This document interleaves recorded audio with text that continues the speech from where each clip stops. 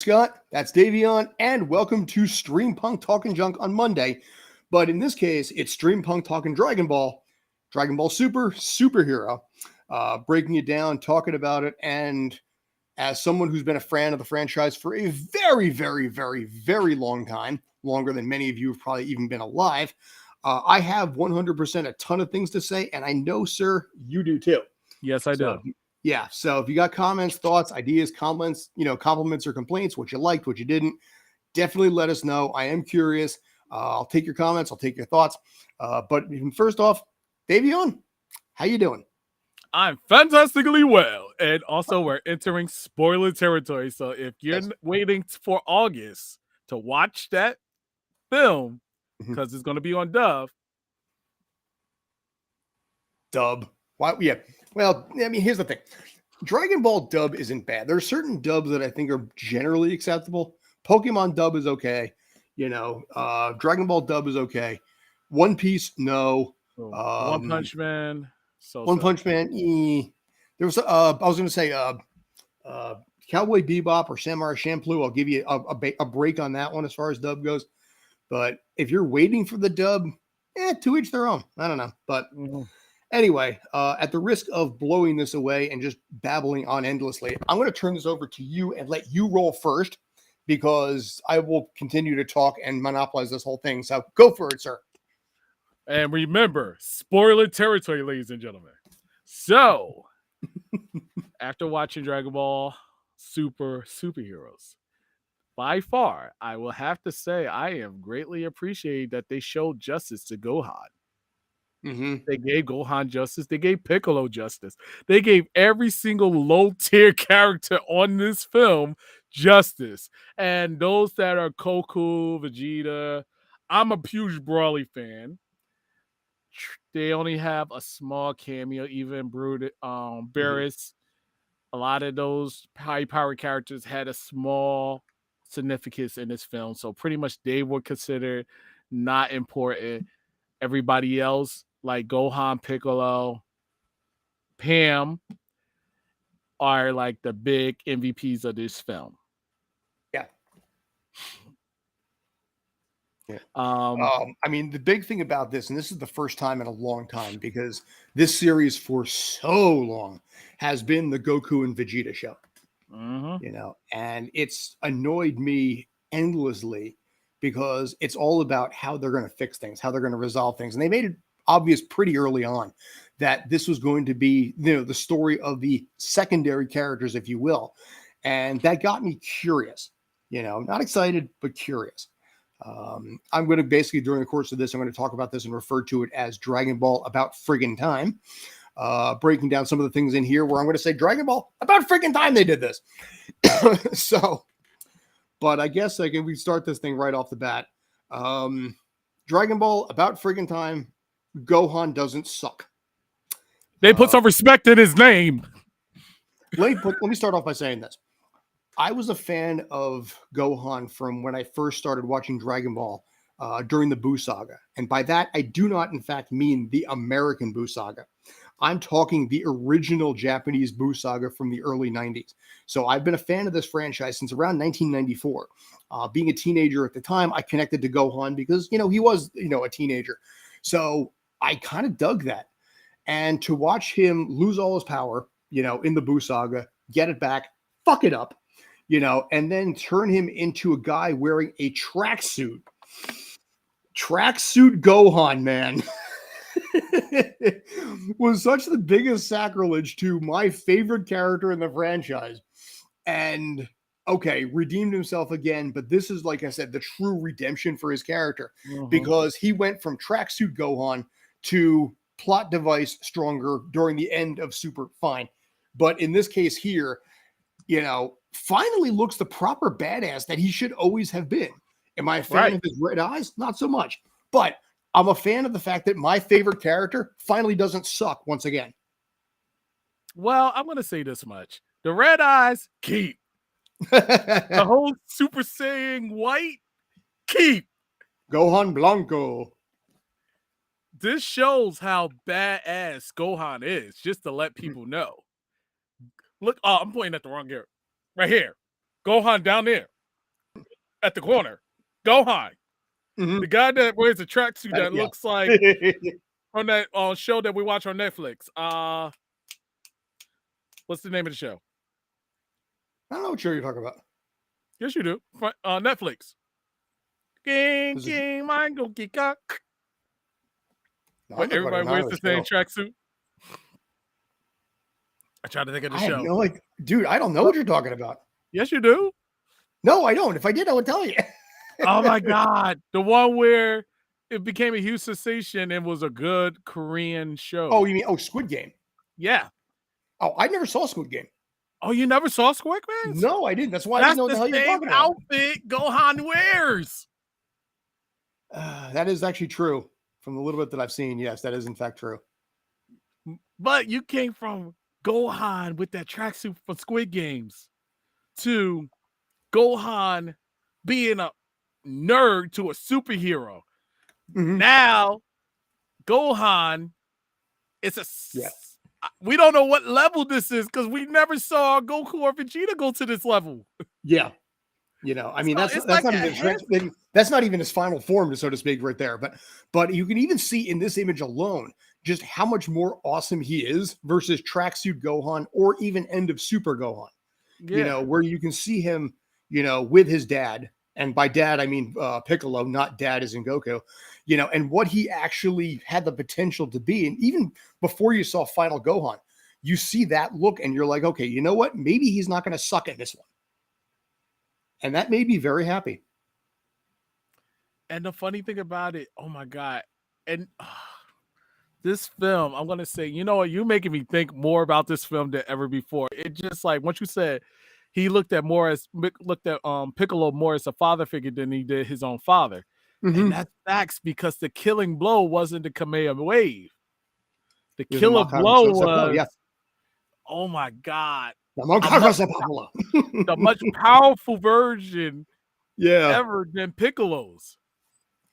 And that's, like I said, I mean, Piccolo was always his true dad anyway. Mm-hmm. That was well established in Dragon Ball Z Abridged. But even by virtue of the outfit that he has on, with the shoulder pads and the entire look that he has there, it's respect to his primary, his foster father, his mentor, and honestly, one of his closest friends in general. Right. We got. Oh, say yeah. Actually, what do we have? What's this? Oh, this is a pretty cool image. Is this God of Destruction Piccolo? Oh, it's like I dig this picture. Oh, wow. I dig that.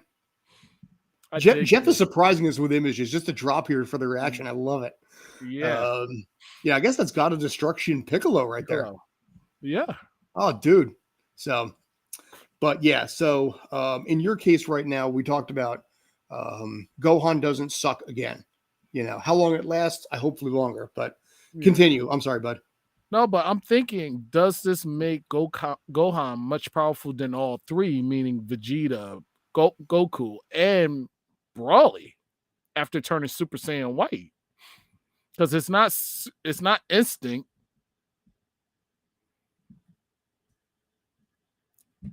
That's the biggest question because we saw how bad he destroyed the wannabe clone Cell. Am I spoiling too much? But hey, it is what he is. What else? I love how they actually introduced how Krillin, his wife, Goten, Trunks are aging like adolescent or young adults, and they're still immature. So this is unique. So this is really a phenomenal show. And that's my question. Like, can you pull this up so I can get a good view of the huge transformation of everything? So I can actually explain everything to everybody. Like when you watch Dragon Ball, ladies and gentlemen, and correct me if I'm wrong, there is a possibility of regular Goku. There is if I could see that good. There's regular Goku, yeah. And then his whole transformation to other levels, Super Saiyan, then Vegeta. Then could this possibly be an ultimate form that Gohan is the strongest out of all of them? It makes people think like, yo, who's the actual strongest? And this actually solidifies that Gohan is the actual strongest out of all three. Broly got the brute strength, and yes, Broly does become Super Saiyan. What is it, 4 or 3, or Super Saiyan God? Correct. He does become Super Saiyan God by the help of Vegeta and Goku. But has Gohan passed that limit? And I'm sorry, I'm reading off from the actual film, but it makes you think like, yo, all these different levels, like you got half gorilla, you have every single level that each Goku Black. I'm sorry, it's just this version of Gohan is going to be a big Funko Pop seller. It is obvious that Gohan is going to be a big seller. With no strings attached, nothing. Gohan is going to be the biggest seller. And I really see that happening a lot with Gohan. Mm-hmm. Can I just point out that I really fucking hate Restream? Yeah. Go ahead. Can I please point that out? Is it okay? Yeah. Go ahead. Go ahead. Okay. It's a love-hate relationship. We love you at moments. All right. I'm looking at new options for Restream because of this crap. I'm actually looking at basically finding something outside of Restream now. All right. Sorry about that. But no, it's okay. You had to voice your opinion. But anyway, I was telling the audience about Gohan. I have many. Mm-hmm. And I'm just waiting for. I'm just like so surprised that looking at these forms that Vegeta and Goku and Broly went through, but none of them never came Super Saiyan White. Yeah. Like it's the first time I think anyone. No, that's like showing how badass you are without even moving a pinky and being focused on your work. Like it just shows how badass Gohan is. And just to let everybody know, this film shows a lot of potential. It's pretty much looking at, sorry to go off topic, but I gotta stick with the plan because it is what it is. The whole film is about the RR, which I know from the Cell sagas, and Controller trying to create this perfect vessel and these perfect cyborgs. But they was thinking about making a perfect Cell, but somewhat halfway. So they hired this computerized tech person who is short, but he fantasizes of superheroes. He just came out of prison. So technically you're looking at him as the bad guy in the beginning of the film.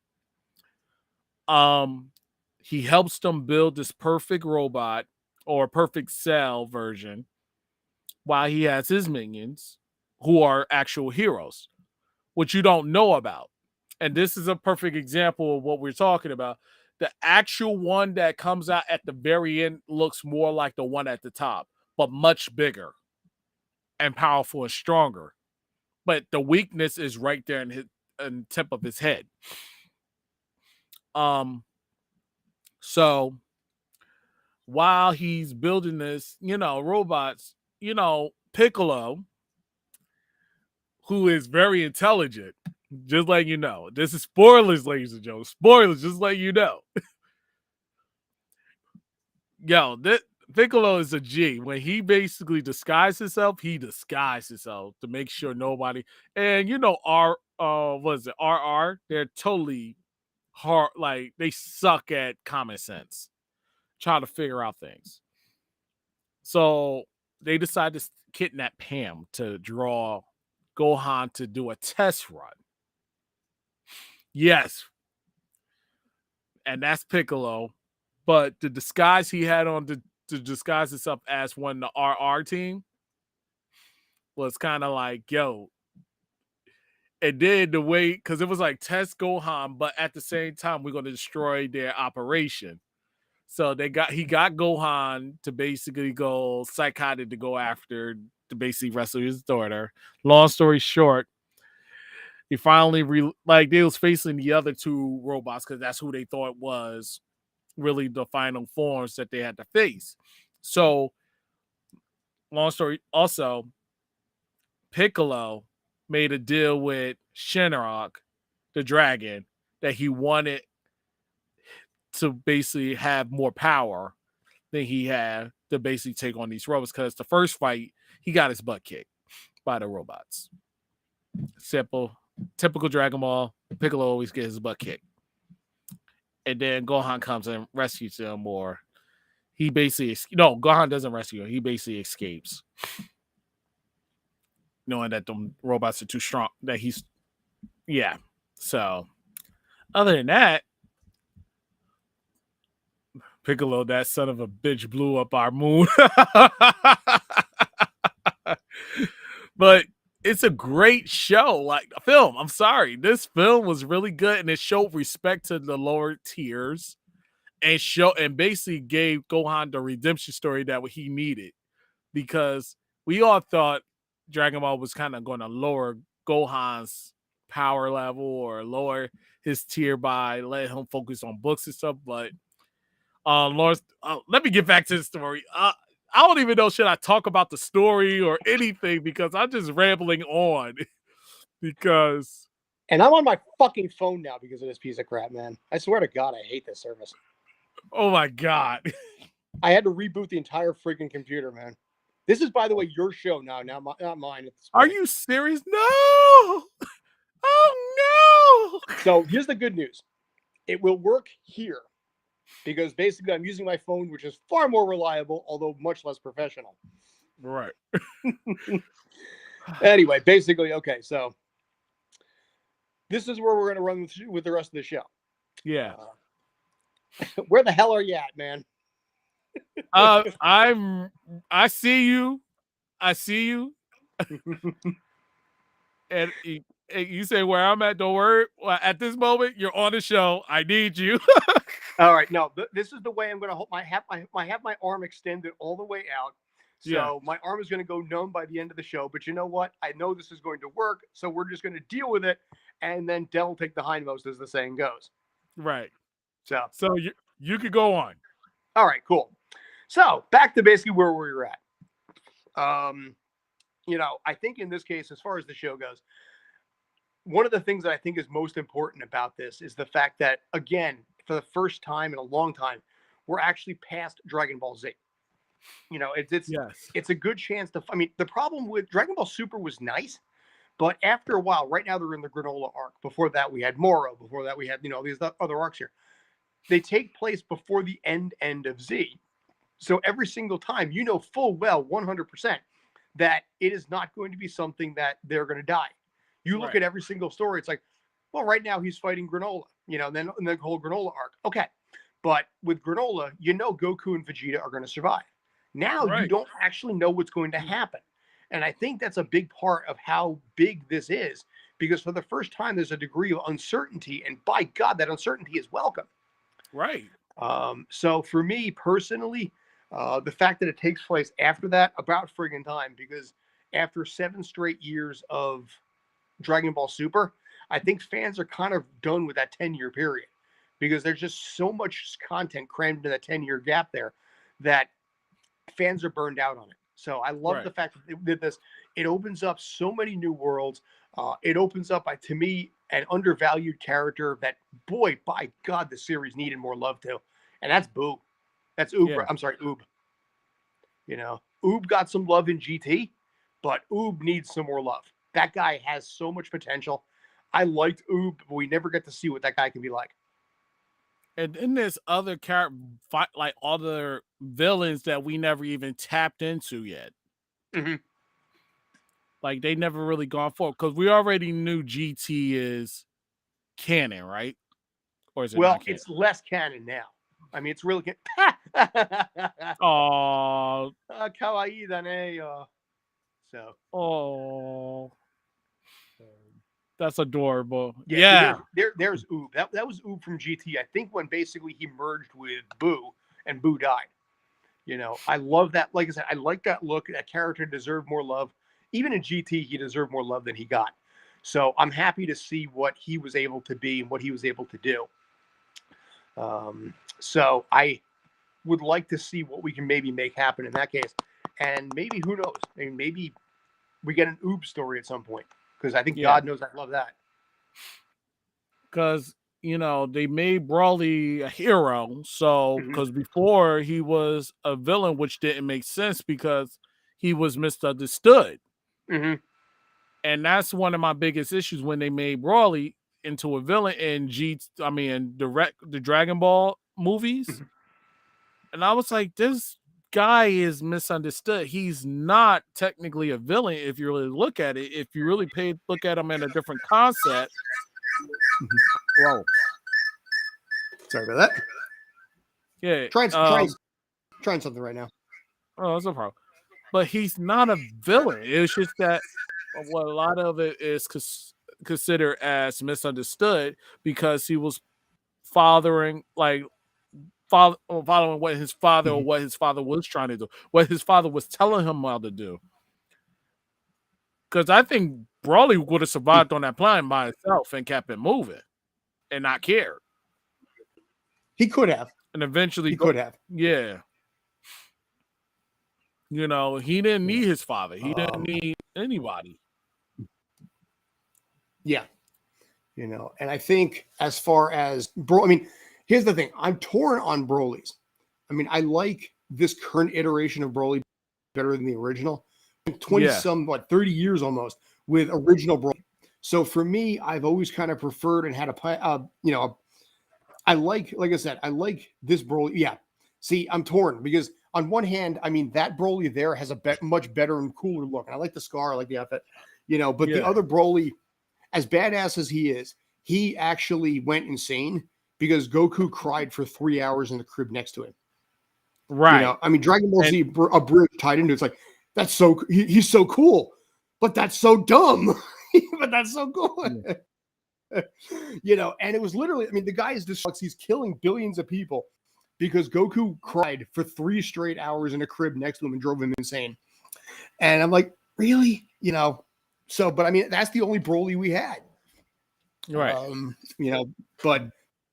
But this concept was much better. It made more sense. We understood the fact that he was angry, but it wasn't Goku's fault or anything. That's how annoying Goku is. The comment here is that's how annoying Goku is, and that's 100% true. Yeah. Some people actually refer to Goku as like the villain of Dragon Ball. Yeah, because he does stupid things. Like, the villain could be super tired after beating somebody, and he'd be like, come in like, no, I want to face you at your strength. Eat a sensu bean. Yeah. Exactly. And you look at him like, he did it twice. Idiot. Yes. He did it with Cell. He did it with Moro. I mean, he did it with not once, but twice on 2 different characters. Like I did it with Cell, who was basically have to fight his kid, because he wants to make it even. And then he does it with freaking Moro later. Like he never learned the lesson the first time. Right. And it's like, you idiot. And it's like, why? Dear God in heaven, you dumb schmuck. Like, you don't like calling Goku dumb. But sometimes it's okay to call me dumb. I'm just letting you know that there's moments when I'm stupid. You know what? I'm going to pull that out of there. I'm going to get rid of that bit right there, just so we can actually really highlight Goku, bad guy. Yeah, because I'm stupid. I mean, remember, it was his fault that the Tournament of Power even took place in the first place, because he's the one that suggested it. And they're kind of like, okay, so we have 12 universes left. One of you guys gets to survive. Thanks, Goku. And then Deus Ex Machina, everybody says the day at the end of it, but it's like, oh my god. So, but And it's yeah, but I just mean, the wow. Pan got a little loving. Go ahead. No, I'm just saying it's just wow. Yeah. Oh yeah, I Pan think one of definitely the, got a lot of love. and the fact that Goku was, I'm sorry, Piccolo was training, Pan, which is nice. Piccolo has a house now. I mean, okay, she gets kidnapped and everything. I can see that. But I want to point out one thing that never gets talked about is we have Dr. Gero. Yeah, well, that's GT Pan. Yeah, A little bit of a GT. provocative GT Pan. I just want to point that one out there. That's a little bit better right there. Yeah. I mean, GT Pan, no, people aren't typically fans of right there. Either 9 or 14 years old, whichever you prefer in this case. Yeah. But Pan has a chance to reboot her own character and be better than she was as the whiny little kid that she was in GT. Right. I'd like to see what they can do. Go ahead. No, I'm just saying, like, I really want to see her potential and see if she ever turns Super Saiyan. Because there was moments during that GT saga that they hindered her from being Super Saiyan for some strange reason. Yeah, I don't get really why. Probably because Super Saiyan at that point was just so low level, it didn't even matter anymore. But you're on Super Saiyan 4, so it's like, I'm Super Saiyan. Great. What's next? Not only that, now here we go, because now we got Gohan with the whole Super Saiyan White. Yeah. Yeah. Plus, Frieza, Goku, Dark Side. Okay. All right. But yeah, you have Golden Frieza who's changing into like, whatever iteration he's going to have end up next. That was some, by the way, can I point out? Go ahead. Go ahead. We said at the same time. I kind of hated this. I sort of hated the Broly movie because they're just like letting at the end of Dragon Ball Super, they revive Frieza and just let him go. Because at the end of the day, he helped save the universe. Great. He's going to kill billions of people. Yeah, but we'll stop him then. After he's killed billions of people, then you'll stop him. Yeah. And that was so cliche with Goku. Like, we could have just killed the guy. Like, and just left him dead. Because if you really think about it. Yeah. And the funny thing about that is his actual final form, because like the other form he was requesting was just to be a little bit taller, like a couple of centimeters taller. Yep. And you're like, out of the Red Ribbon Army. And you're like, that's it? You just want to be a couple of centimeters taller because you're short? And you get tired of other people mocking you because you're short? Now, let me ask you this. Are you okay with this movie? Yes, because it was a clone. It wasn't really Cell. It was just a clone version. So you're not taking a stronger version of Cell. That was it. It was a stronger version of a clone. I mean, a stronger clone version of Cell that really didn't really get its roots together. Because it was a combined of, if you really think about it, all the details or the download system was to create the Cell that fits Goku, Vegeta, and Broly all mixed into that one Cell. Mm-hmm. And that's all that was. And to show that Gohan is badass to beat all three of them. Mm-hmm. Even though it took the team to help, but at the same time, like, he turned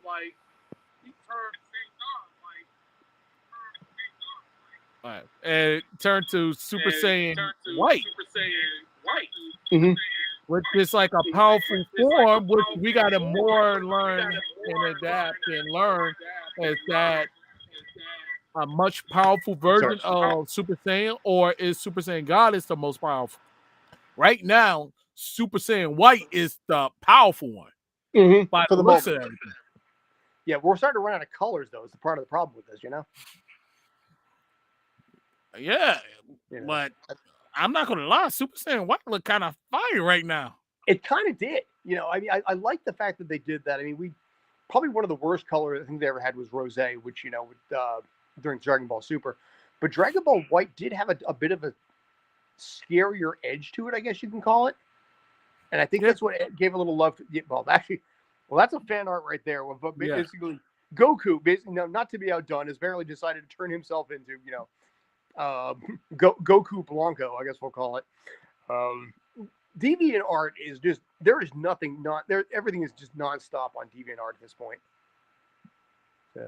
Yeah. And I think they're trying to say, oh, but Goku's true. No, Goku's an idiot. Yeah, Goku is an idiot, and that's what Goku does. We didn't know about Goku's double gainer from the tree of might. Mighty Turles? Bagman. He probably Turles. Yeah, well, that's canon. No, that's not really canon. Yeah. Yeah. I don't think so. Yeah, I don't think so either. Even my favorite fan comic of Dragon Ball Z or Dragon Ball Multiverse never even covered that, and Multiverse did it. It does a great job of that too. But no, Turles isn't. Slug isn't. I mean, I don't think even Kula is technically canon either. Bojack's not. Because if you really think about it, did they ever fight Cooler and Super yet? No. Cooler is not canon there. Cold is because Trunks killed Cold. But as far as everyone else, no. Dr. Wheelo's not. Garlic Jr. technically isn't, although he did appear in Z. So. Yeah. Trying to think of what else. Like, what else is to say? Like, even Krillin got his redemption when he threw that flash screen. This was a great chance for all the, like you said, second tier characters to finally get some love here. Right. Because it's been the Goku and Vegeta show for so friggin' long. Which, by the way, can we point out one thing? I'm not sure if you did or not, because I apologize. I have been on and off. My network. No, it's okay. This is basically, I have had one specific problem today above all others. Just one, by the way. And it has been basically involving everything with the show. So I'm sitting here on my phone with my arm extended because that's what I had to do for the show today. But did you mention the fact that Vegeta finally beat Goku? I didn't. Yeah. I mean, that's also a Dragon Ball about friggin' time. The fact that Vegeta finally, after all of this friggin' time, finally beat Goku. And by God, it's necessary. Yeah, because, it even made Brawly cry. Yeah. It's funny. You actually, I'm sure, basically, if anybody's watching this on YouTube, chances are pretty good they've tried to actually watch the movie on YouTube. Toei Animation has been so strong at wiping it. I remember seeing, it was on one of the channels yesterday. I forget what channel it was. And it drew like 250,000 views in like 4 hours. And I'll admit, I did try and check it out. And then about 10 minutes into it, all of a sudden, the video just kicked right out. It's like, this video has been removed because of copyright infringement on behalf of Toei. Toei Animation is doing everything they can right now to block this movie from showing up on YouTube at all. Right. It's funny because it's not even out in the States yet. Right. But, how long did it take for Goku and Vegeta to finally become friends? That was probably more in the Buu saga because they were forced to really have to collab. Probably when I think Vegeta gave his life to try and stop Buu. I do this for you, Trunks, you, Bulma, and yes, even you, Kakarot. I think that's when he sort of found peace a little bit. And then when they had to work together, because Deus Ex Machina, to beat Buu, I think that's kind of when they became friends for the first time. Truly. This guy down here, he has all the knowledge of Dragon Ball.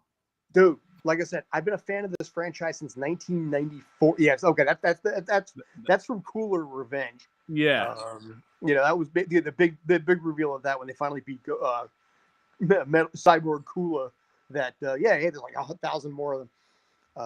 Like I said, I've been a fan of this franchise since 1994.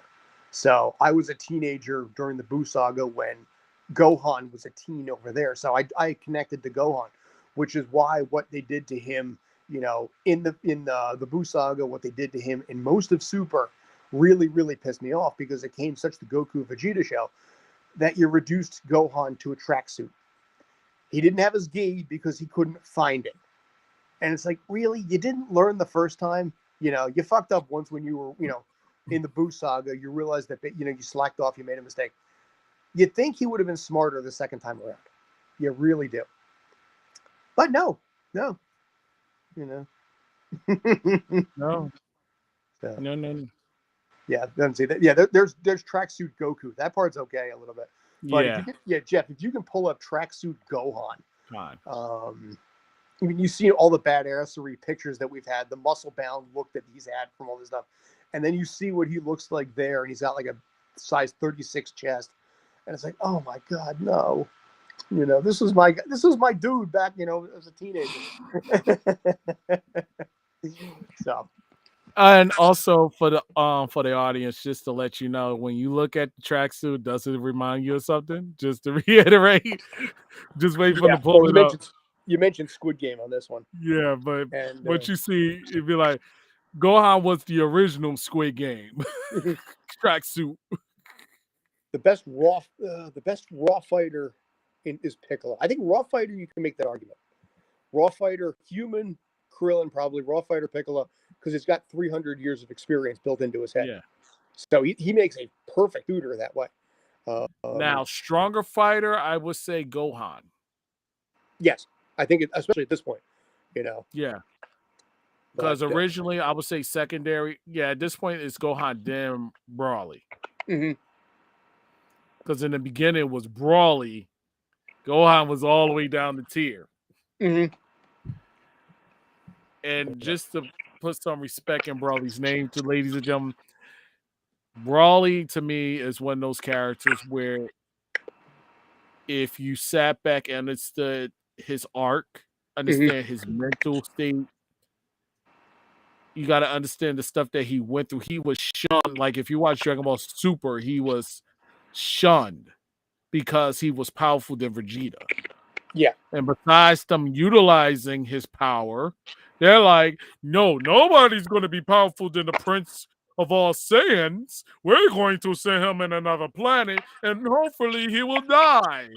Well, that's not surprising. I mean, that's a lot of feudal cultures would do that if they thought somebody was more powerful than the prince or the king.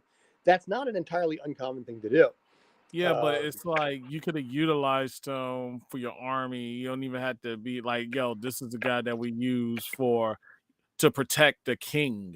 Except the problem is, if they realize they're too powerful, they become the new king, and you want to keep the power. You want to keep the lineage with you. Now I have to go off on a tiny little rant here because of the fact that I hate what they did to Bardock, and I hate what they continue to do to Bardock. As far as retconning things out, I mean, Broly's an anti-hero. He's more of a secondary hero now, I think. He was a full-out villain in the original movie. Now he's Oh, sorry. Daryl said, so Broly is an anti-hero? I would say chaotic good if you're going to basically give him a label, an RPG label. Chaotic good. He's not an anti-hero. He's more chaotic good, because if you watch Dragon Ball Z Super Broly, it shows that he does have a human side of him. I think, I would say chaotic neutral in that movie, chaotic good now. And Goku, here, repeat it. Yeah, go ahead. I was going to say Goku would be lawful good with me, I thought. Anyway, sorry, go ahead. Yeah, I was just saying, because if you watch the film, Goku is training Broly. So in some aspects, he is training Broly to have some type of more control of his anger than him losing it every single day, like just going ham. So I would say eventually Broly is going to be considered good, but he just needs to control it. So I will say they're probably going to utilize them only for certain purposes until he gets that under control. Yeah. And my question in this case here is, does Broly get his own movie at some point? I'd like that. I think I'd be down for that. Or he'll be featured in a film when it comes to a powerful fighter, because even Beerus was a little bit afraid of Broly. Yeah. Really not. I take that back.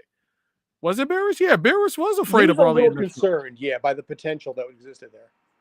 a concern that was new. Yeah. Yeah. But Because yeah, I know Beers was sitting on his girl. Yeah. Dude, I'm shocked at how much like Chi Life fan art there happens to be at this point too. Yeah. Green-skinned women are making a comeback. They haven't been around since like Star Trek, from the original Star Trek. There was that green alien that Kirk made out with. Yeah.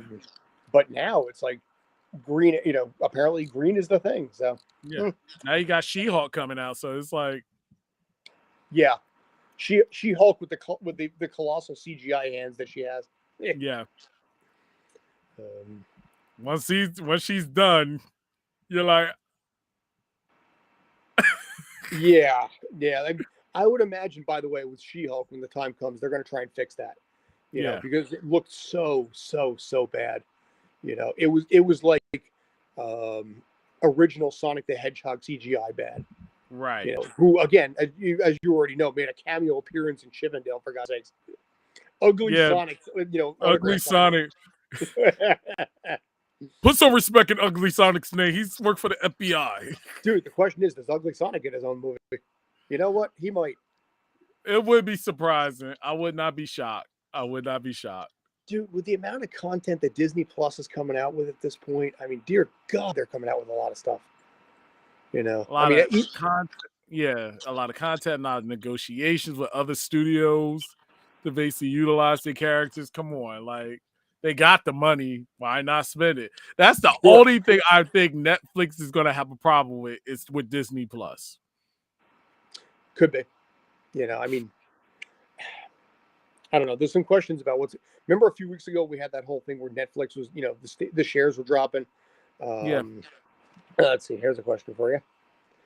Is Goku's student still canon? Hell yeah, he better be. We were talking about Oob before. Oob, he didn't really make an appearance in this, and that's okay. I don't mind that much. But Oob deserves his own something at some point. Yeah. He got a little bit of love in GT, but ultimately ended up doing absolutely nothing. So I'd like to see what Oob can do going forward.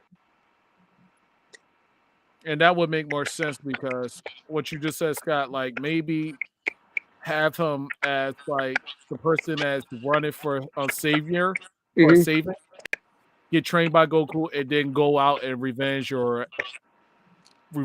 somebody that took out his family or tribe, and then turn around, he wind up not, and just say, look, I want to spare them due to Goku teaching me the right. There's been a lot of talks about whether or not Goku was going to, Oob was going to become the new God of Destruction. That Bardock, though, Bardock, I think, is from the technically non-canon movie. But that Bardock, I much prefer than the one they have now, because the original one, he didn't give two shits about Goku and then realized that Goku was going to end up saving or avenging the Saiyan race by killing Frieza, and respected him at that point. Now this one, he realizes that Goku, that Frieza is going to destroy the planet, and to save his child, sends him off to a different planet to escape the destruction of his own planet. Basically turning Goku into Superman.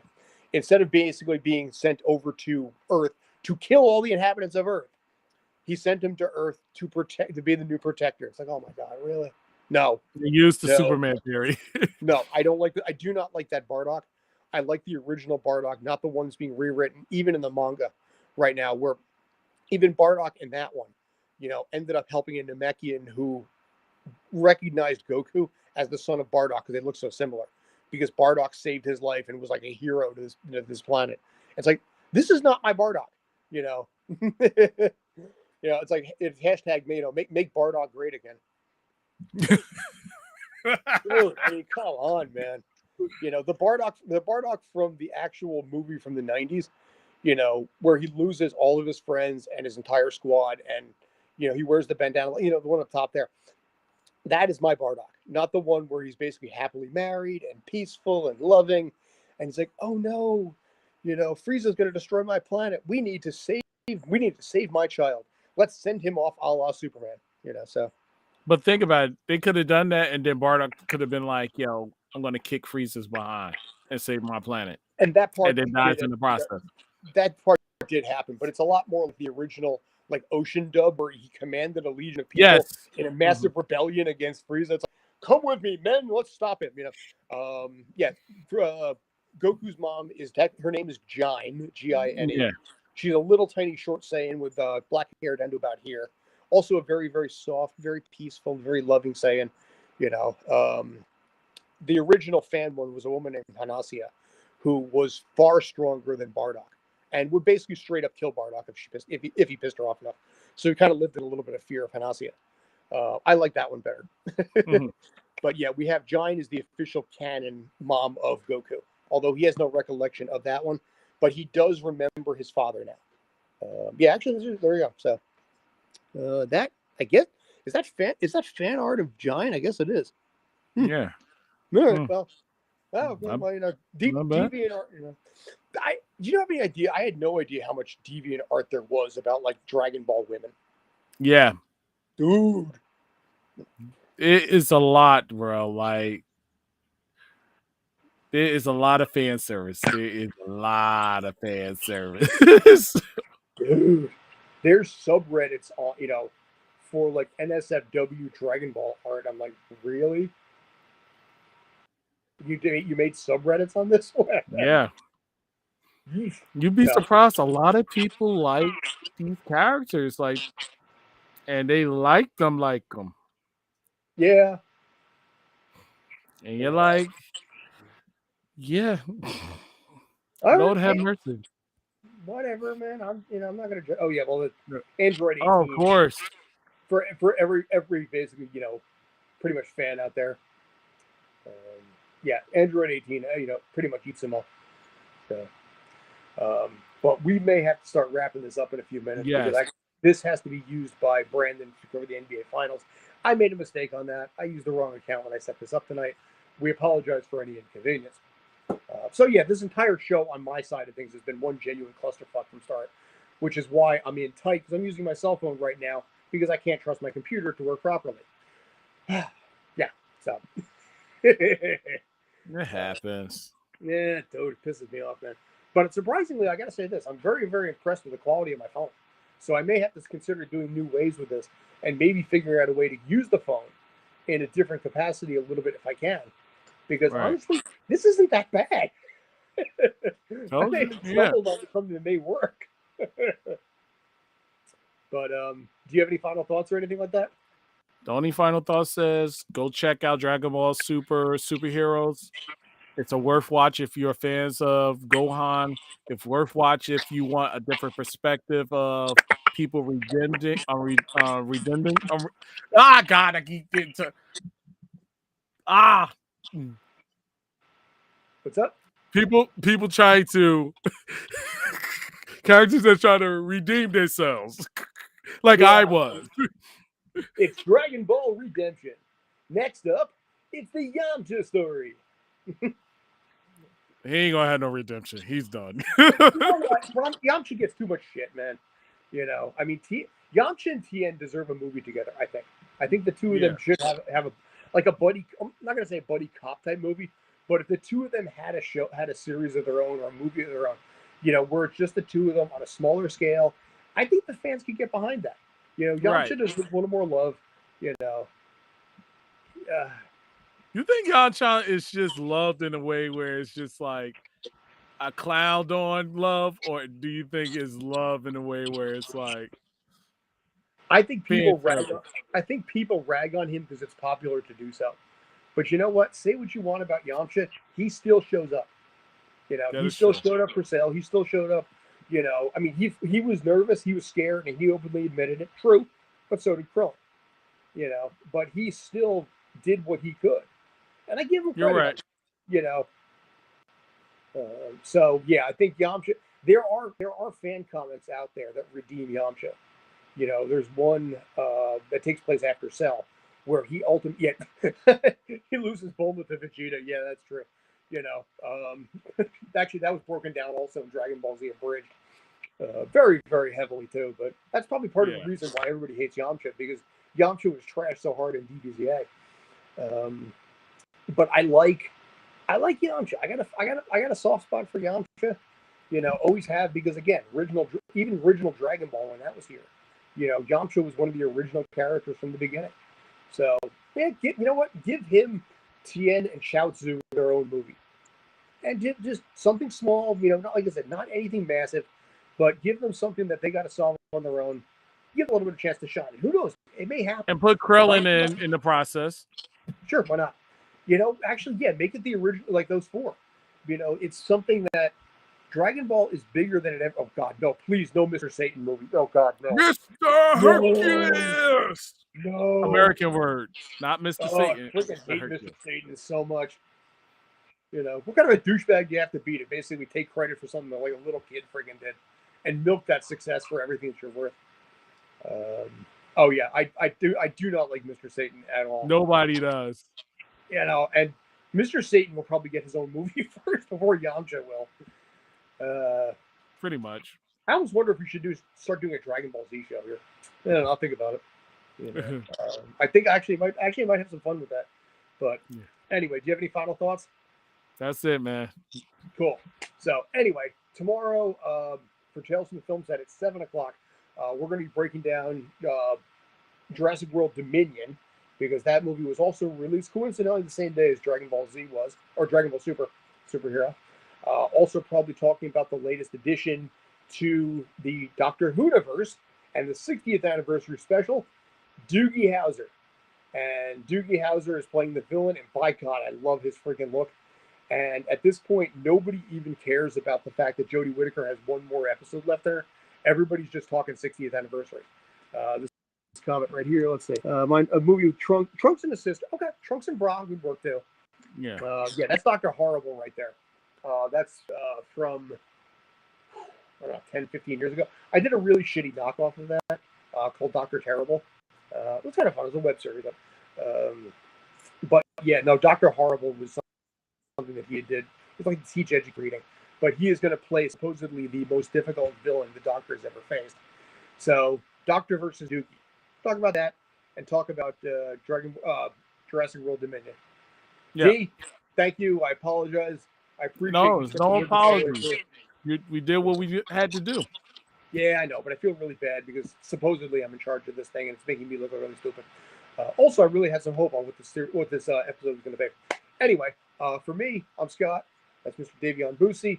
That over there is Neil Patrick Harris, by the way. Yeah. Thank you, Jeff, for all the interviews we're doing right now, and also probably doing double duty while I was trying to figure out what the shit was going on with my side of things. But thanks for everything. I appreciate all you guys. I really do. Talk to you guys tomorrow night. Take care. Stay awesome.